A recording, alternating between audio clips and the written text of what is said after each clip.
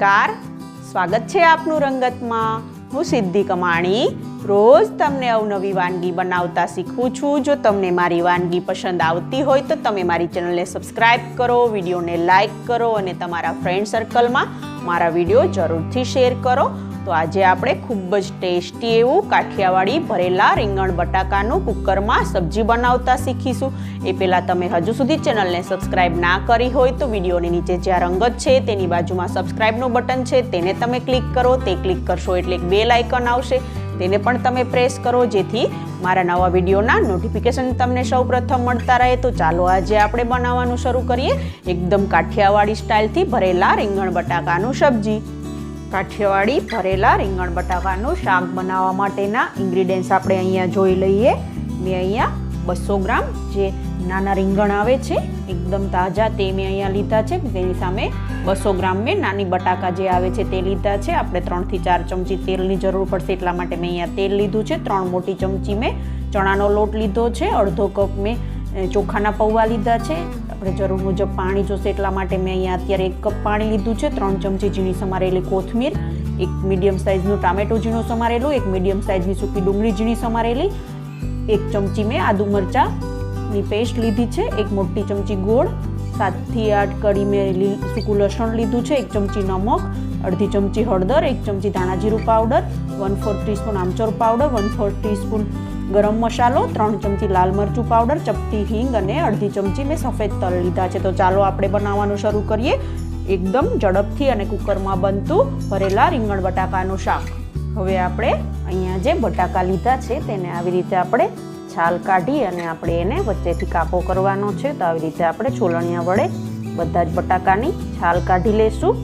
અહીંયા મેં બધા જ બટાકાની છાલ કાઢી લીધી છે। તો હવે આવી રીતે આપણે એને ઉપરથી એક કાપો મારવાનો છે અને આમ નીચેથી એક કાપો મારી અને આપણે બટાકાને પાણીની અંદર રાખી દઈશું। તો આવી રીતે આપણે બધા જ બટાકામાં કાપો લગાવી દઈશું। હવે આપણે રીંગણને આવી રીતે એને દાંડલીનો થોડો ભાગ કટ કરી લઈશું અને અહીંથી એના સાઈડમાં જે દાંડલી હોય છે તેની સાઈડમાં જે ભાગ હોય છે રીંગણનો તે કાઢી લઈશું અને આવી રીતે આપણે રીંગણમાં વચ્ચેથી આડો અને ઊભો કાપો કરી લઈશું। તો આવી રીતે આપણે બધા જ રીંગણમાં કાપા કરી લઈશું। હવે આપણે અહીંયા મેં એક બાઉલ લીધું છે, એની અંદર આપણે જે અહીંયા ચોખાના પૌવા લીધા છે તેને ધોવાના છે। તો અહીંયા બાઉલની અંદર એડ કરી અને એની અંદર પાણી એડ કરી અને વ્યવસ્થિત રીતે આપણે ચોખાને ધોઈ લઈશું।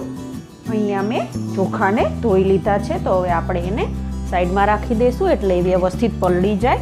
આપણે એનું સ્ટફિંગ બનાવવાનું છે એટલા માટે।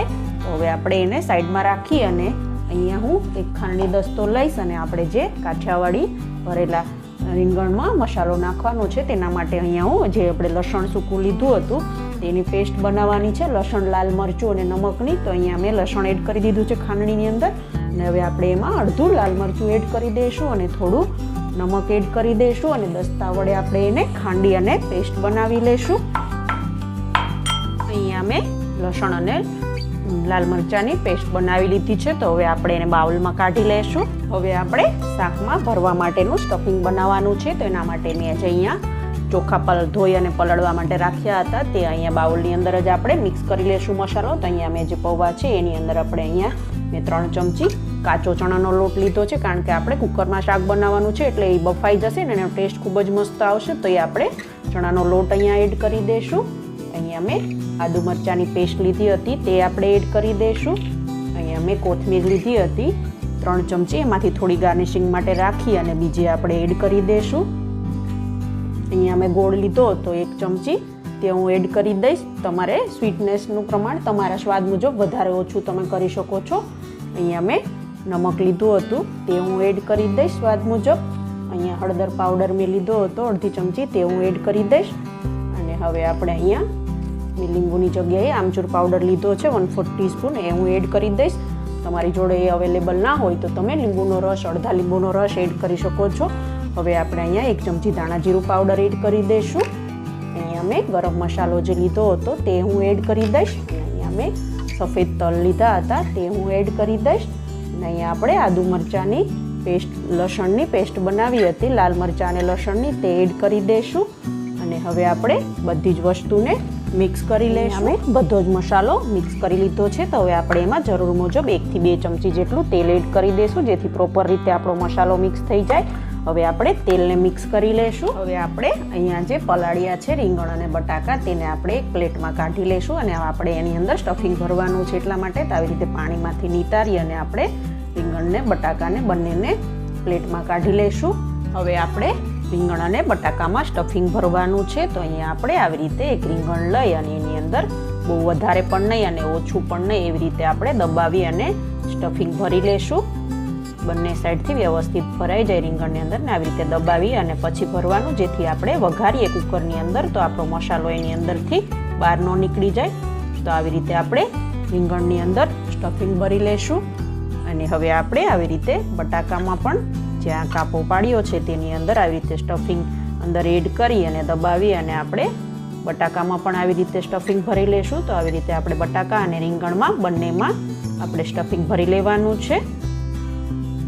જો તમને મારી અવનવી વાનગી પસંદ આવતી હોય તો તમે મારી ચેનલને સબસ્ક્રાઈબ કરો, મારા વિડીયોને લાઈક કરો અને તમારા ગ્રુપમાં મારા વિડીયો જરૂરથી શેર કરો. તો હવે આવી રીતે આપણે બધા જ રીંગણ અને બટાકામાં સ્ટફિંગ ભરી લઈશું. અહીંયા મેં બધા જ રીંગણ અને બટાકામાં મસાલો ભરી લીધો છે અને આપણે થોડું સ્ટફિંગ બચ્યું છે તેને ગ્રેવી માટે આપણે સબ્જીમાં એડ કરવાનું છે. તો હવે આપણે સબ્જીનો આગળની પ્રોસેસ કરી લઈશું. હવે આપણે કુકરમાં સબ્જીનો વઘાર કરવાનો છે. તો આપણે અહીંયા મેં ગેસની ફ્લેમ ચાલુ કરી અને એક પ્રેશર કુકર રાખ્યું છે. તો હવે આપણે એની અંદર 3 થી 4 ચમચી જેટલું તેલ એડ કરી દઈશું, કારણ કે કાઠિયાવાડી શાકમાં તેલનું પ્રમાણ વધારે હોય છે. તો આવી રીતે આપણે તેલ એડ કરી અને તેલને ગરમ કરવા માટે રાખી દઈશું. અહીંયા આપણું તેલ ગરમ થઈ ગયું છે. તો હવે આપણે તેલની અંદર જે અહીંયા રીંગણ અને બટાકા ભર્યા છે તેને થોડી વાર માટે સાતળવા માટે રાખી દઈશું, જેથી આપણા કુકરમાં એ મસ્ત સબ્જી રેડી થઈ જાય. તો આવી રીતે આપણે બધા જ રીંગણ અને બટાકાને તેલની અંદર 2 થી 3 મિનિટ માટે સાંતળી લઈશું.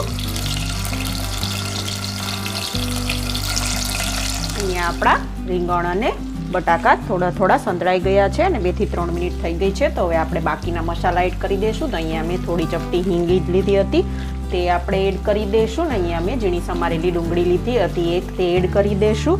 અહીંયા મેં ઝીણું સમારેલું ટામેટું લીધું હતું તે આપણે એડ કરી દઈશું.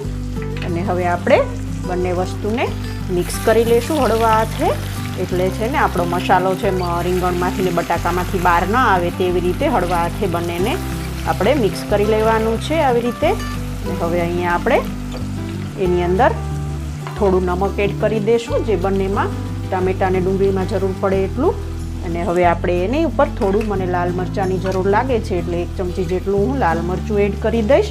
અને અહીંયા આપણે જે સ્ટફિંગ વધ્યું હતું ભરતા મસાલાનું તે આપણે આવી રીતે હાથમાં લઈ અને આવી રીતે સ્પ્રેડ કરી અને એડ કરી દઈશું. અને અહીંયા હું 1 કપ જેટલું પાણી એડ કરી દઈશ, એટલે આપણું સબ્જી ખૂબ જ મસ્ત. આમ અહીંયા અમારો હાથ સેજ ખરાબ હતો તે આવી રીતે આમ અંદર એડ કરી દઈશું અને આપણે પાણી એડ કરી અને ચમચા વડે વ્યવસ્થિત રીતે આવી રીતે મિક્સ કરી લઈશું બધી વસ્તુને.